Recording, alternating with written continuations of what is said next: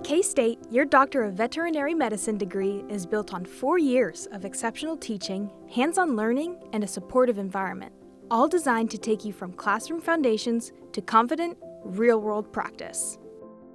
Located on the 3rd floor of Trotter Hall, this space serves as the primary classroom for first-year students as they build a foundational understanding of normal anatomy and physiology, learning how healthy animals are structured and how their systems function.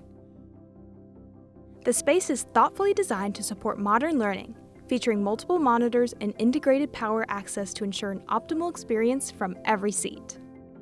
And since we're a non-tracking vet school, which means that every student learns and practices on all of the most common species seen in veterinary medicine, this room is where your entire class meets to learn together, so your instructors come to you. When class is over, you're just steps away from the state-of-the-art anatomy lab, the small group teaching lab, the first-year Student Success Center, and this rooftop oasis on the 3rd floor walkway. At K-State's College of Veterinary Medicine, learning isn't confined to the classroom. It's integrated into every space and every moment you choose to spend on campus. If you're looking for a place where exceptional teaching, hands-on training, and genuine support come together, we can't wait to welcome you to K-State.